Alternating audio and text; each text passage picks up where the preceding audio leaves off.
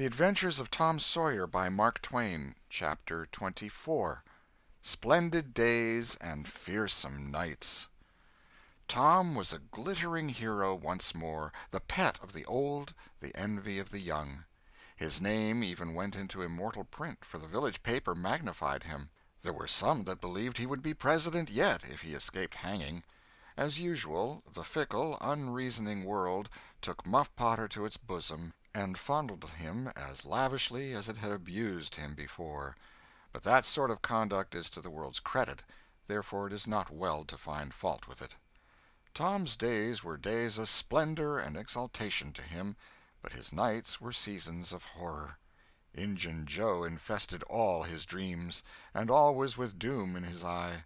Hardly any temptation could persuade the boy to stir abroad after nightfall. Poor Huck was in the same state of wretchedness and terror, for Tom had told the whole story to the lawyer the night before the great day of the trial, and Huck was sore afraid that his share in the business might leak out yet, notwithstanding Injun Joe's flight had saved him the suffering of testifying in court. The poor fellow had got the attorney to promise secrecy, but what of that, since Tom's harassed conscience had managed to drive him to the lawyer's house by night and wring a dread tale from lips that had been sealed with the dismalest and most formidable of oaths. Huck's confidence in the human race was well nigh obliterated.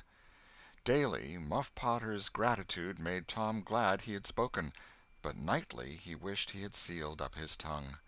Half the time Tom was afraid Injun Joe would never be captured, the other half he was afraid he would be.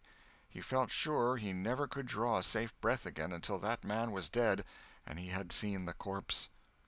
Rewards had been offered, the country had been scoured, but no Injun Joe was found. One of those omniscient and awe-inspiring marvels, a detective, came up from St. Louis, moused around, shook his head, looked wise, and made that sort of astounding success which members of the craft usually achieve. That is to say, he found a clue. But you can't hang a clue for murder, and so after that detective had got through and gone home, Tom felt just as insecure as he was before. The slow days drifted on, and each left behind it a slightly lightened weight of apprehension. End of Chapter 24. Chapter 25. Seeking the Buried Treasure. There comes a time in every rightly constructed boy's life when he has a raging desire to go somewhere and dig for hidden treasure.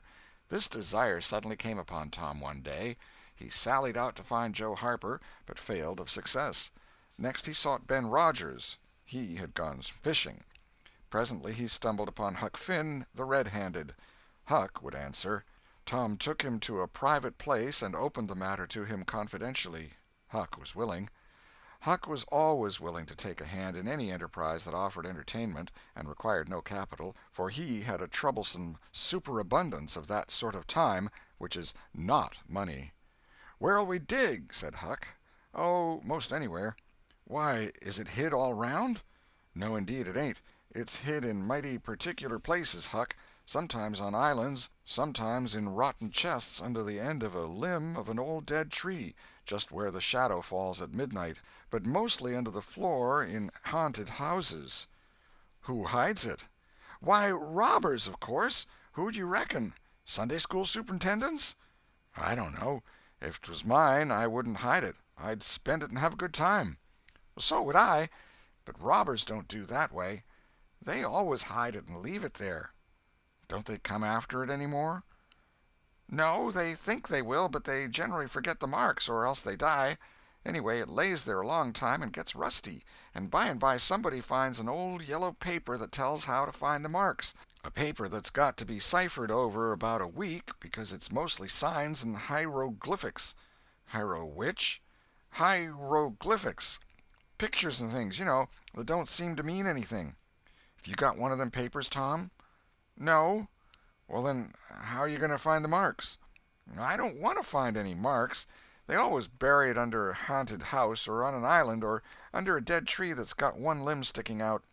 Well, we've tried Jackson's Island a little, and we can try it again sometime. And there's the old haunted house up the Still House branch, and there's lots of dead limb trees, dead loads of 'em." Is it under all of them? How you talk! No! And how you going to know which one to go for? Go for all of them. Why, Tom, it'll take all summer. Well, what of that? Suppose you find a brass pot with $100 in it, all rusty and gay, or a rotten chest full of diamonds. How's that? Huck's eyes glowed. That's bully. Plenty bully enough for me. Just you give me the $100, and I don't want no diamonds. All right, but I bet you I ain't going to throw off on diamonds. Some of 'em's worth $20 apiece. There ain't any hardly but's worth 6 bits or $1. No. Is that so? Certainly. Anybody'd tell you so. Hain't you ever seen one, Huck? Not as I remember. Oh, kings have slathers of them. Well, I don't know no kings, Tom. I reckon you don't. But if you was to go to Europe, you'd see a raft of 'em hopping around. Do they hop? Hop? Your granny. No! Well, what'd you say they did for? Shucks, I only meant you'd see 'em, not hopping, of course. What do they want to hop for? But I mean you'd just see 'em scattered around, in a kind of a general way, like that old humpbacked Richard. Richard? What's his other name? He didn't have any other name. Kings don't have any but a given name. No? But they don't. Well, if they like it, Tom, all right, but I don't want to be a king and have only just a given name like a nigger. But say, where are you going to dig first? Well, I don't know. Suppose we tackle that old dead limb tree on the hill t'other side of Stillhouse Branch. I'm agreed. So they got a crippled pick and a shovel and set out on their 3-mile tramp. They arrived hot and panting, and threw themselves down in the shade of a neighboring elm to rest and have a smoke. I like this, said Tom. So do I. Say, Huck, if we find a treasure here, what you going to do with your share? Well, I'll have pie and a glass of soda every day, and I'll go to every circus that comes along. I bet I'll have a gay time. Well, ain't you going to save any of it? Save it? What for? Why, so as to have something to live on by and by. Oh, that ain't any use. Pap would come back to this year town some day and get his claws on it if I didn't hurry up, and I tell you he'd clean it out pretty quick. What you going to do with yourn, Tom? I'm going to buy a new drum, and a sure enough sword, and a red necktie and a bull pup, and get married. Married? That's it. Tom, why, you ain't in your right mind. Wait, you'll see. Well, that's the foolishest thing you could do.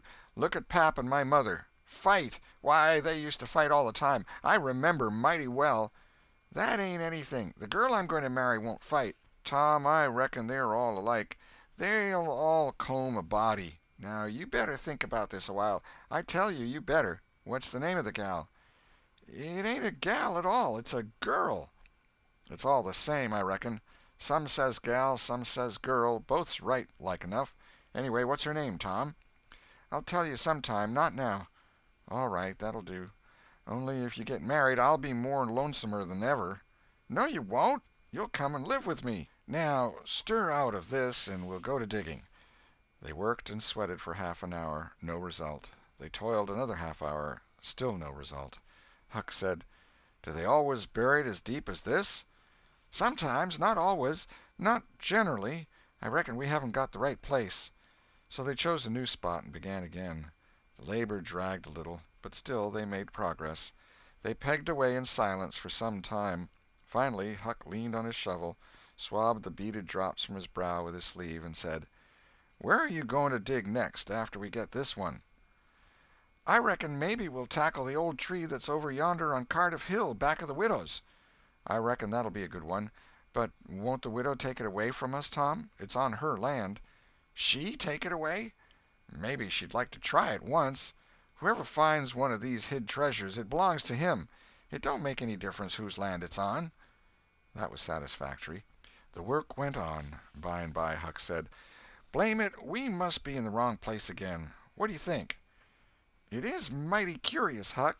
I don't understand it. Sometimes witches interfere. I reckon maybe that's what's the trouble now.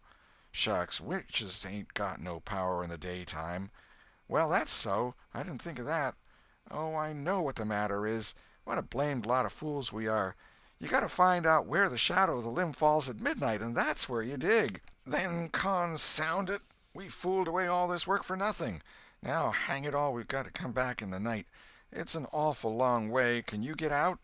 "I bet I will. We've got to do it tonight, too, because if somebody sees these holes they'll know in a minute what's here, and they'll go for it." "Well, I'll come around and mow tonight." "All right. Let's hide the tools in the bushes." The boys were there that night about the appointed time. They sat in the shadow, waiting. It was a lonely place, and an hour made solemn by old traditions. Spirits whispered in the rustling leaves, ghosts lurked in the murky nooks, the deep baying of a hound floated up out of the distance, an owl answered with his sepulchral note. The boys were subdued by these solemnities, and talked little. By and by they judged that 12 had come. They marked where the shadow fell, and began to dig. Their hopes commenced to rise. Their interest grew stronger, and their industry kept pace with it. The hole deepened and still deepened, but every time their hearts jumped to hear the pick strike upon something, they only suffered a new disappointment. It was only a stone or a chunk. At last Tom said, "It ain't no use, Huck. We're wrong again." "Well, but we can't be wrong. We spotted the shadow to a dot." "I know it, but then there's another thing." "What's that?" "Why, we only guessed at the time. Like enough it was too late or too early."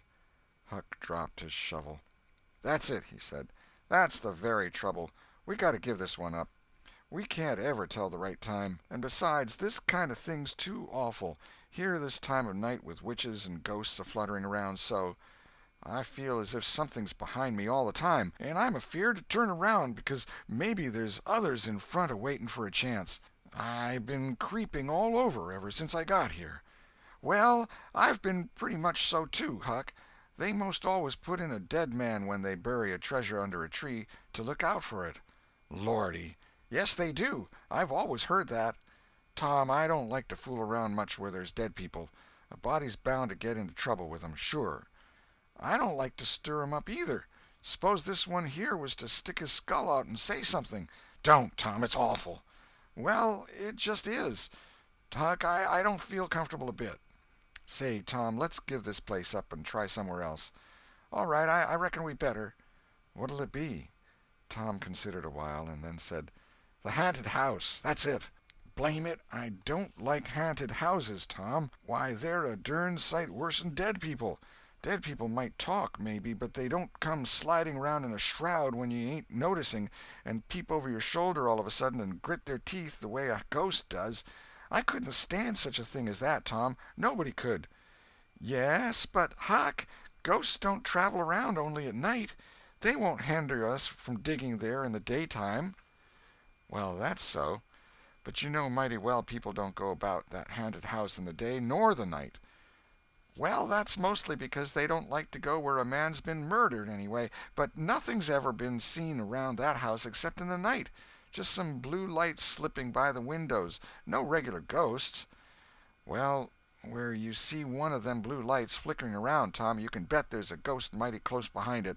It stands to reason, because you know that they don't anybody but ghosts use 'em." "Yes, that's so. But anyway, they don't come around in the daytime, so what's the use of our being afeard?" "Well, all right. We'll tackle the haunted house if you say so, but I reckon it's taking chances."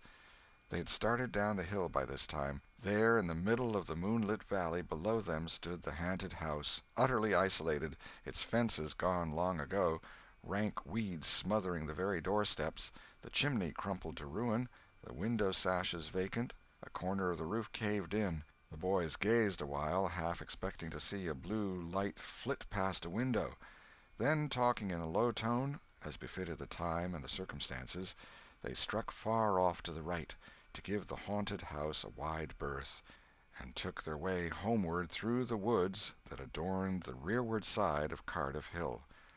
End of chapter 25. The Adventures of Tom Sawyer by Mark Twain. Chapter 26. Real robbers seize the box of gold. About noon the next day the boys arrived at the dead tree. They had come for their tools. Tom was impatient to go to the haunted house. Huck was measurably so, also, but suddenly said, "Looky here, Tom, do you know what day it is?" Tom mentally ran over the days of the week, and then quickly lifted his eyes with a startled look in them. "My, I never once thought of it, Huck." "Well, I didn't either, but all at once it popped onto me that it was Friday. Blame me, a body can't be too careful, Huck. We might 'a' got into an awful scrape tackling such a thing on a Friday." "Might. Better say we would. There's some lucky days, maybe, but Friday ain't." "Any fool knows that. I don't reckon you was the first that found it out, Huck." "Well, I never said it was, did I? And Friday ain't all, neither. I had a rotten bad dream last night. Dreamt about rats." "No! Sure sign of trouble. Did they fight?" "No." "Well, that's good, Huck. When they don't fight it's only a sign that there's trouble around, you know. All we got to do is to look mighty sharp and keep out of it. We'll drop this thing for today and play. Do you know Robin Hood, Huck?" "No. Who's Robin Hood?" "Why, he was one of the greatest men that was ever in England, and the best. He was a robber." "Cracky, I wished I was. Who did he rob?" "Only sheriffs and bishops and rich people and kings and such like. But he never bothered the poor. He loved 'em. He always divided up with 'em perfectly square." "Well, he must have been a brick." "I bet you he was, Huck. Oh, he was the noblest man that ever was. They ain't any such men now, I can tell you. He could lick any man in England with one hand tied behind him, and he could take his yew-bow and plug a 10-cent piece every time, a mile and a half." "What's a yew-bow?" "I don't know. It's some kind of a bow, of course, and if he hit that dime only on the edge, he would set down and cry and curse. But we'll play Robin Hood, and it's nobby fun. I'll learn you." "I'm agreed." So they played Robin Hood all afternoon, now and then casting a yearning eye down upon the haunted house and passing a remark about the morrow's prospects and possibilities there. As the sun began to sink into the west, they took their way homeward athwart the long shadows of the trees, and soon were buried from sight in the forests of Cardiff Hill. On Saturday, shortly after noon, the boys were at the dead tree again. They had a smoke and a chat in the shade, and then dug a little in their last hole, not with great hope, but merely because Tom said there were so many cases where people had given up a treasure after getting down within 6 inches of it, and then somebody else had come along and turned it up with a single thrust of a shovel.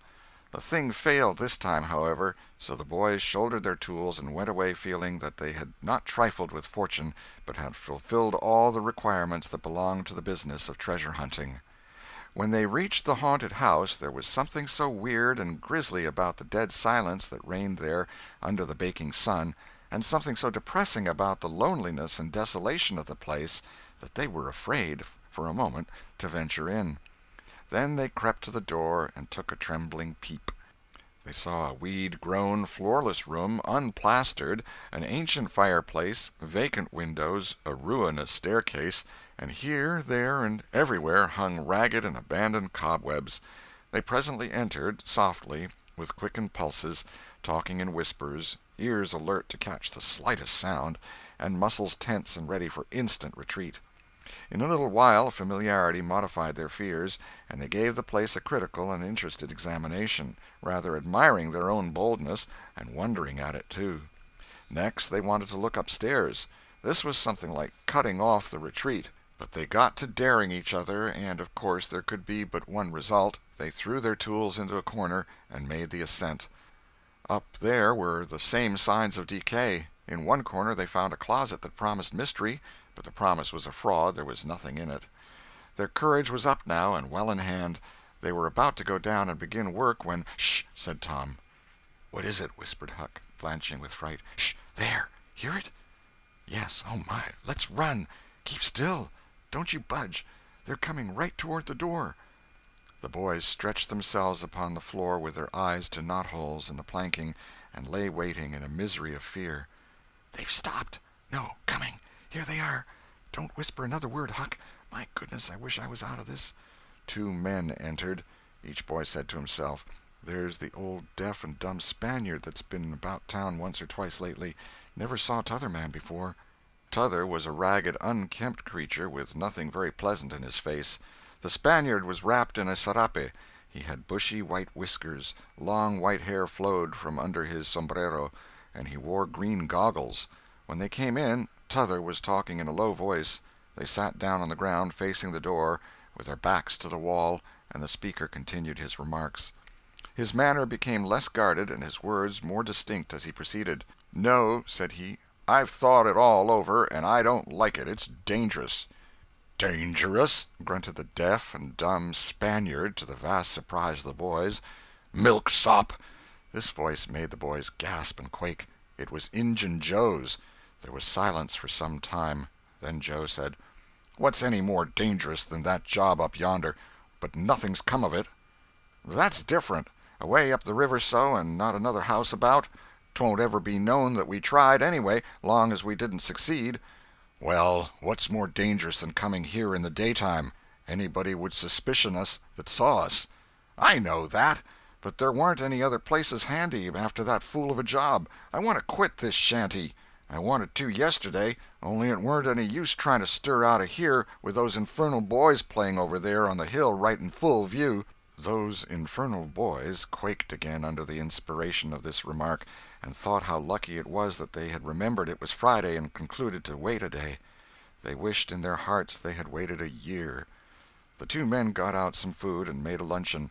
After a long and thoughtful silence, Injun Joe said: "Look here, lad, you go back up the river where you belong. Wait there till you hear from me. I'll take the chances on dropping into this town just once more for a look. We'll do that dangerous job after I've spied around a little and think things look well for it. Then for Texas. We'll leg it together." This was satisfactory. Both men presently fell to yawning, and Injun Joe said: "I'm dead for sleep. It's your turn to watch." He curled down into the weeds, and soon began to snore. His comrade stirred him once or twice, and he became quiet. Presently the watcher began to nod. His head drooped lower and lower. Both men began to snore now.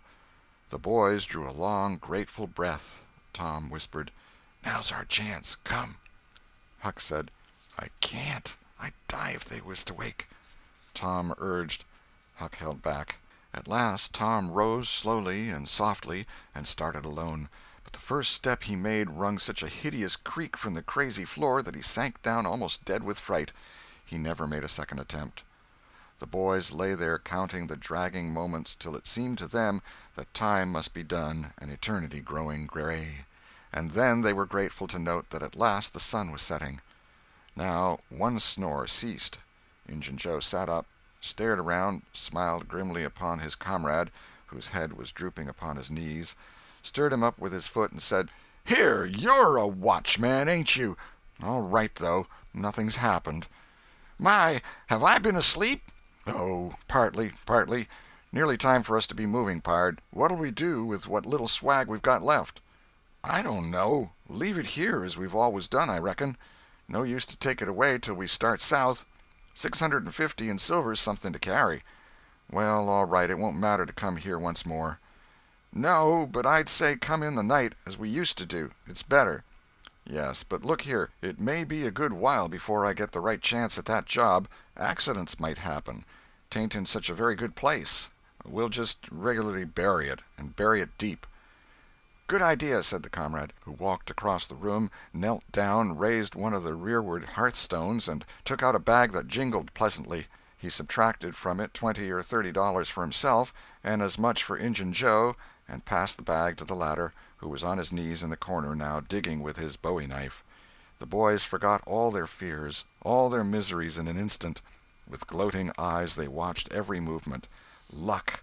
The splendor of it was beyond all imagination.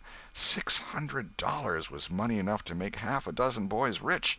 Here was treasure hunting under the happiest auspices. There would not be any bothersome uncertainty as to where to dig. They nudged each other every moment, eloquent nudges and easily understood, for they simply meant, "Oh, but ain't you glad now we're here?" Joe's knife struck upon something. "Hello," he said. "What is it?" said his comrade. "Half-rotten plank. No, it's a box, I believe. Here, bear a hand and we'll see what it's here for. Never mind, I've broke a hole." He reached his hand in and drew it out. "Man, it's money." The two men examined the handful of coins. They were gold. The boys above were as excited as themselves, and as delighted. Joe's comrade said: "We'll make quick work of this. There's an old rusty pick over amongst the weeds in the corner the other side of the fireplace. I saw it a minute ago." He ran and brought the boy's pick and shovel. Injun Joe took the pick, looked it over critically, shook his head, muttered something to himself, and then began to use it. The box was soon unearthed. It was not very large. It was iron-bound, and had been very strong before the slow years had injured it. The men contemplated the treasure a while in blissful silence. "Pard, there's thousands of dollars here," said Injun Joe. "'Twas always said that Murrell's gang used to be around here one summer," the stranger observed. "I know it," said Injun Joe, "and this looks like it, I should say. Now you won't need to do that job." The half-breed frowned. Said he, "You don't know me. Least you don't know all about that thing. 'Tain't robbery altogether, it's revenge." And a wicked light flamed in his eyes. "I'll need your help in it. When it's finished, then Texas. Go home to your Nance and your kids and stand by till you hear from me." "Well, if you say so. What'll we do with this? Bury it again?" "Yes." Ravishing delight overhead. "No, by the great Sachem, no!" Profound distress overhead. "I'd nearly forgot. That pick had fresh earth on it." The boys were sick with terror in a moment. "What business has a pick and a shovel here?" "What business with fresh earth on them?" "Who brought them here? And where are they gone? Have you heard anybody? Seen anybody?" "What! Buried again and leave them to come and see the ground disturbed?" "Not exactly, not exactly. We'll take it to my den." "Why, of course. Might have thought of that before. You mean number 1? "No, number 2, under the cross. The other place is bad, too common." "All right. It's nearly dark enough to start." Injun Joe got up and went about from window to window, cautiously peeping out. Presently he said, "Who could have brought those tools here? Do you reckon they can be upstairs?" The boys' breath forsook them. Injun Joe put his hand on his knife, halted a moment, undecided, and then turned toward the stairway.